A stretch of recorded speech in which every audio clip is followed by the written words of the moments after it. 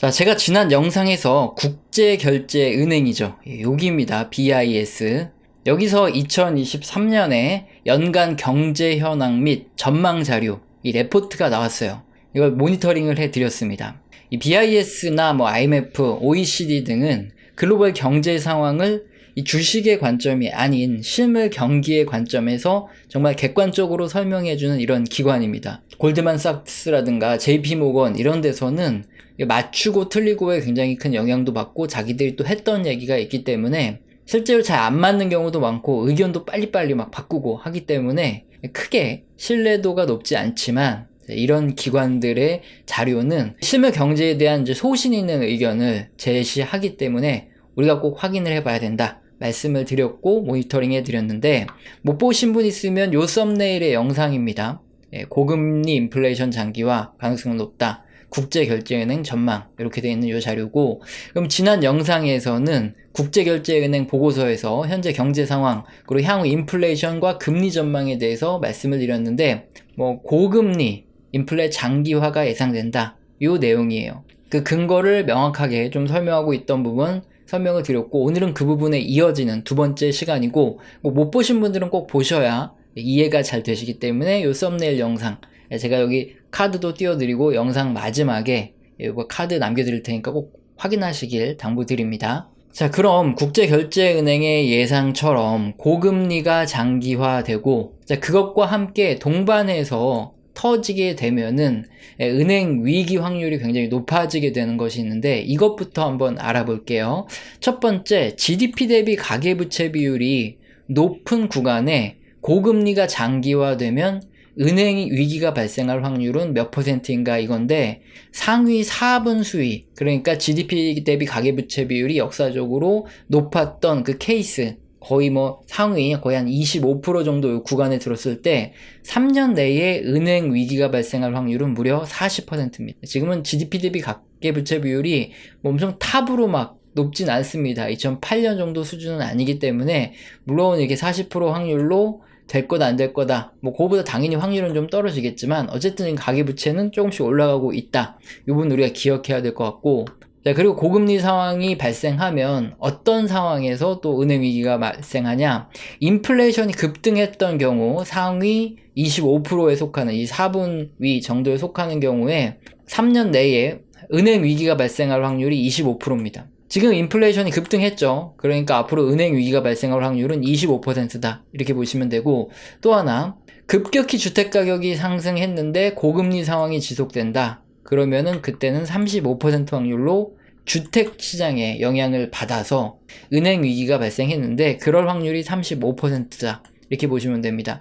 최근 급격히 주택가격이 상승했으니까 요게 전부 포함되죠. 그래서 25, 35 요 확률로 은행 위기가 발생할 수 있고, 또 앞서서도 이게 40%긴 한데, 물론 그 정도까지는 아니라도 어쨌든 30%까지라도 지금 전반적으로 봤을 때 앞으로 은행 위기가 발생할 확률은 한 25에서 한 35 정도, 이렇게 보면 좋을 것 같습니다. 국제결제은행은 이렇게 전망을 하고 있어요. 자, 그럼 이런 문제 말고 고금리가 장기화됐을 때 어떤 문제가 생기냐, 주택가격이 일단 하락합니다. 조금 이따 자세히 설명드릴 거고, 그렇게 되고 모기지 비용이라 그러죠. 주택담보대출 비용이 증가를 하게 되면서 소비가 많이 감소했다, 이거예요. 이 자료가 바로 소비 변화율인데, 이 뒤에서 설명을 드리면, 고금리가 장기화될 때 주택가격이 하락했던 건 역사적으로도 그렇고 글로벌 일반적인 현상입니다. 그래서 주택가격이 10% 하락을 하게 되면은 다음에 소비는 1.8% 정도 감소를 한다고 합니다. 그래서 이 부분을 설명을 했고, 대부분 선진국들에서 소비 감소가 일어나는데, 특히나 주택의 소유 비율이 높은 국가, 그리고 구매할 때 주택가격이 높아서 모기지 대출 비율이 높은 국가, 이런 국가일수록 소비 감소율이 증가하죠. 이건 당연하겠죠. 주택가격이 높았다가 주택가격이 똑똑 떨어지고 그렇게 되는데, 소유한 사람들이 많으면 열받죠. 소비를 많이 할 수가 없고, 또 구매할 때 대출 껴서 구매를 해놨으니까 당연히 소비를 못하는 거 당연합니다. 이자 내기도 빠듯하고 주택가격이 떨어지는데 사겠어요, 열받아서. 이건 어떻게 보면 좀 당연한 얘기겠죠. 근데 이제 대부분 선진국들이 그런 상황이다, 이렇게 얘기를 하고 있고, 또 다른 문제로 또 상업용 부동산, 이건 일반 부동산보다 파급이 더 큽니다. 전 세계적으로 현재 상업용 부동산 부실이 $1750억 정도 있다고 합니다. 특히 상업용 부동산 같은 경우에는 비즈니스 사이클이죠. 이 산업 사이클의 영향을 크게 받는데 실물 경기가 침체되면 아주 민감하게 뚝뚝 떨어져 내리죠. 자, 그렇게 되면은 부실이 왜 생기죠? 대출을 해줬는데 상업용 부동산 가격이 떨어지고 월세도 안 들어오고 하면서 부실이 생겨서 은행권에 피해가 생기는데, 은행권은 직접적인 대출뿐만 아니라 여러 가지 간접 대출이 많아요. 뭐 지을 때 들어가는 것도 있고 여러 가지 대출이 있기 때문에 상업용 부동산은 특히 현저하게 은행 위기의 위험을 초래하는 요인이기 때문에 지금 굉장히 주의를 해야 된다, 이렇게 보고서에 나와 있습니다. 자, 그럼 국제결제은행은 주택가격을 어떻게 될 것이라고 보냐? 컨센서스대로 중앙은행이 정책금리를 앞으로 2회 정도 이렇게 상승할 걸 가정했을 때 확률적으로 보면 주택시장은 최대 한 30%까지도 이렇게 떨어질 수 있다. 네, 그렇게 보고 있습니다. 그래서 국제결제은행은 앞으로 부동산이 하락할 확률이 높게 본다. 왜냐면 인플레이션이 잘 안 잡혀서 고금리가 지속될 거기 때문에 이렇게 크게 폭락할 수 있다고 보는 거죠. BIS 국제결제은행의 현재 경제 판단과 미래 예측에 대해서 한번 지난 시간에 이어서 오늘까지도 알아봤는데, 이건 확률과 시나리오에 근거한 예측입니다. 그런데 실물 경제에서는 변수가 너무 다양하죠. 그래서 예측이 빗나갈 가능성도 꽤 있어요.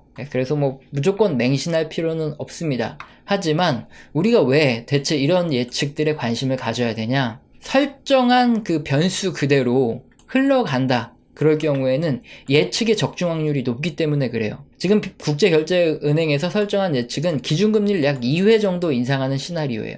실제로 앞으로 기준금리 2회 정도 인상할 수 있죠. 그랬을 때 인플레이션이 또한 쉽게 잡히지 않은 그런 상황도 가정을 하죠. 급격하게 인플레이션이 떨어진다 그러면 이런 예측은 무의미해질 수도 있고 금리도 더 빨리 내려가겠지만, 현재까지 지난 영상에서 설명드린 다수 지표들을 봤을 때는 인플레이션이 쉽게 잡히지 않는다. 그렇기 때문에 이런 가정이 맞아 들어갔을 때 은행 위기가 발생할 확률이 그렇게 높다는 겁니다. 그러니까 변수가 발생하는지, 인플레이션이 확 떨어진다거나 여러 가지 경기 침체가 온다거나 이런 문제가 생기는지만 점검을 하면 나머지 그 확률은 그대로 적용이 되기 때문에 우리가 관심을 가져야 되는 거죠. 최근에 미국 부동산 지표는 약간 다른 움직임이 나오고 있죠. 일단 단기적인 추세인지 아닌지는 지켜봐야 하는데, 연방주택 금융공사의 가격지수도 떨어지다가 최근 살짝 반등, 진로 홈 인덱스, 프라이스 인덱스도 살짝 반등, 케이스 실러 주택가격지수도 올라가다가 살짝 반등 주고 있어요. 자, 주택가격이 갑자기 반등을 주고 있는데 대체 왜일지 알아보겠습니다. 우선 이게 기존 주택 판매예요. 뚝 떨어지다가 살짝 반등하는 듯 하다가 또 떨어지고 있죠. 기존 주택은 잘 팔리지 않고 있어요. 자, 그런데 앞서서 봤지만 왜 주택가격지수가 올라갈까요? 기존 주택은 하나도 안 팔리는데. 이유는 당연히 신규 주택이 잘 팔리는 거겠죠. 최근에 뚝 떨어지다가 갑자기 잘 팔리기 시작합니다. 신규 주택 판매가 이렇게 늘어나고 있는데, 가격 상승도 여기서 일어나고 있는데 대체 왜 이럴까요? 답은 모기지 금리 급등 때문에 있습니다. 모기지 금리가 급등하면서 기존 주택을 가지고 있던 사람들 같은 경우에는 팔고 싶어도 잘 팔리지가 않아요. 사람들이 구매하는 수요가 좀 많이 줄어들긴 했습니다. 금리가 오르면 당연히 주택을 대출 껴서 사기 힘들죠. 팔았다 해도 신규 주택을 또 매수하려고 그러면 이전에 굉장히 낮은 가격의 모기지 금리로 주택을 이자를 내고 있는데, 고정금리죠. 여기다 신규 주택 매수할 때는 높은 고정금리 또는 높은 변동금리로 내야 되기 때문에 신규 주택을 매수할 수가 없어요. 그러니까 내가 이 주택을 팔고 렌트로 들어간다, 이런 상황이 아닌 한 기존 주택을 팔지 않기 때문에 기존 주택은 이렇게 거래량이 줄어든 거예요. 신규로 매수하려는 실수요자들은 주택을 뭘 매수할 수밖에 없죠? 신규 주택을 매수할 수밖에 없어요.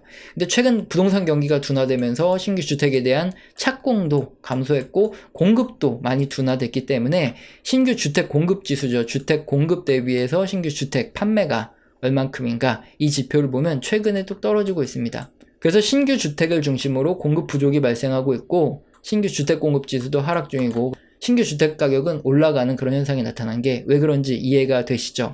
자, 그럼 앞으로 어떻게 될 것인가, 이게 굉장히 중요한데, 전반적으로 경기가 둔화되는 구간에서는 주택이 잘 팔릴 리가 없죠. 만약에 잘 팔린다 그러면 여기 기존 주택도 같이 잘 팔렸어야 되는데, 이게 신규 주택에서만 이렇게 일시적인 반등이 나타날 가능성도 꽤 크기 때문에 일단 현재까지는 일시적이다, 그런 의견이 꽤 많지만 앞으로 어떻게 될지는 지켜봐야 될 것 같아요.